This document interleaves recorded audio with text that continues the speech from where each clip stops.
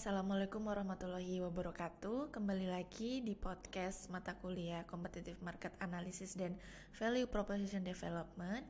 Pada kali ini podcast akan menyampaikan materi untuk pertemuan ke-10, yaitu mengenai Great Value Proposition Framework yang sebelumnya sudah dijelaskan di kelas gitu. Dan sekarang kita akan menjelaskan materi mengenai Great Value Proposition Framework. Nah, tujuannya itu apa? Yaitu untuk menghasilkan tindakan yang lebih terfokus, yaitu tindakan yang lebih terarah seperti itu. Kemudian di sini ada nih 6 elemen kunci dalam framework, yaitu dalam mengembangkan Great Value Proposition ini. Yang pertama yaitu target marketnya. Identifikasi dengan jelas segmen yang paling menarik bagi perusahaan dan segmen yang paling mampu untuk dilayani. Artinya segmen yang nantinya akan menjadi konsumen potensial bagi perusahaan tersebut. Nah, contohnya seperti United Airlines, yaitu maskapai United. Mereka mensegmentasikan berdasarkan motivasi, yaitu pertama dari harga, kemudian dari jadwal penerbangan, kemudian juga berasal dari program frequent flyer, yaitu program yang dikhususkan untuk konsumen yang sudah menjadi pelanggan dari United Airlines ini. Artinya mereka yang sudah berulang kali menggunakan United Airlines ini sebagai maskapai penerbangan transportasi mereka. Nah, dengan ini United Airlines itu mampu untuk pertama pastinya mengidentifikasi kebutuhan konsumen mereka, kemudian mengembangkan produk dan harga mereka, kemudian komunikasi dengan pelanggan mereka menjadi lebih baik dan lebih maju lagi tentunya, kemudian mengembangkan juga setiap peluang yang terjadi di dalam konsumen mereka, yang terjadi di dalam pasar mereka gitu. Kemudian ada value. Nah, value ini kan sudah dijelaskan sebelumnya, yaitu apa yang didapatkan sebagai imbalan atas apa yang telah dibayarkan. Ini jika kita melihat dari sisi konsumen gitu. Tetapi jika kita melihat dari sisi produsen, yaitu apa yang ditawarkan kepada konsumen. Penting untuk memikirkan atribut dan manfaat yang berwujud dan tidak berwujud. Jadi nilai di sini itu kita juga harus memikirkan manfaat yang berwujud dan juga manfaat yang tidak berwujud.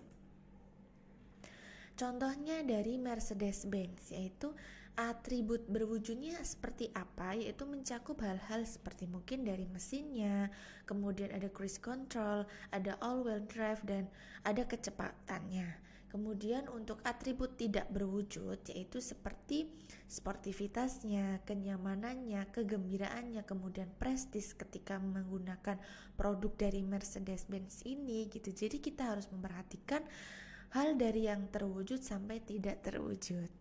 Nah, selanjutnya yaitu offering.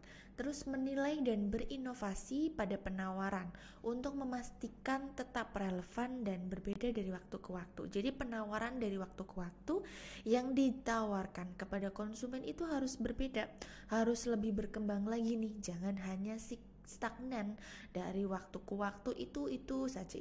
Jadi akan mengakibatkan konsumen itu akan cepat bosan dengan nilai yang ditawarkan oleh produsen. Nah, contohnya ada dari perusahaan Amazon nih yang sangat-sangat berinovasi dalam waktu ke waktu terhadap produk dan juga nilai yang ditawarkan mereka. Amazon ini selalu mengembangkan penawaran yang baru, kemudian penjualannya juga selalu menjadi penjual yang terbaik dan selalu berkembang gitu. Kemudian mereka juga sebagai perusahaan konverter mata uang, kemudian kartu kredit, kemudian program hadiah, dan juga ada salah satu produk dari Amazon yang sangat menarik, yaitu Amazon Prime, dan berbagai penawaran mitra yang terus berkembang yang dilakukan oleh Amazon. Dan di sini Amazon itu fokus kepada harga yang rendah dan juga kenyamanan untuk selalu berinovasi untuk fokusnya terhadap pelanggan mereka. Kemudian selanjutnya ada prioritizing benefits gitu ya. Yang mana yang paling penting nih bagi pelanggan. Kemudian keterkaitan antara manfaat yang ditawarkan kepada pelanggan dan juga manfaat yang akan diperoleh oleh perusahaan itu sendiri gitu. Jadi lihat juga nih nilai jangka panjang dari setiap segmen target dan mana yang paling selaras dengan tujuan bisnis perusahaan. Dan terakhir, differentiation, perluasan kerangka acuan, bandingkan dengan lini bisnis yang lain gitu. Jadi jangan hanya membandingkan dengan lini bisnis yang serupa. Contohnya, ketika ada bisnis maskapai penerbangan, kita coba bandingkan nih dengan bisnis transportasi lainnya, mungkin dengan kereta api, mungkin dengan sepeda motor dan lain sebagainya. Oh, yang terakhir masih ada yaitu proof atau bukti, yaitu laba atau penjualan. Ini adalah sebagai salah satu bukti bahwa value proposition yang telah ditawarkan itu sudah baik, sudah berkembang begitu ya. Kemudian juga ada testimonial.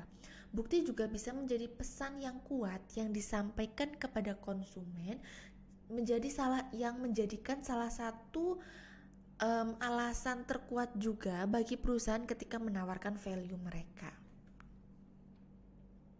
Jadi proposisi nilai paling menarik yaitu ketika mereka dengan jelas menunjukkan mengapa sih pelanggan kita itu atau pelanggan Anda itu harus memilih Anda atau memilih perusahaan kita daripada opsi lain, daripada perusahaan lain, daripada kompetitor kita. Seperti itu. Sekian untuk materi podcast pada kali ini.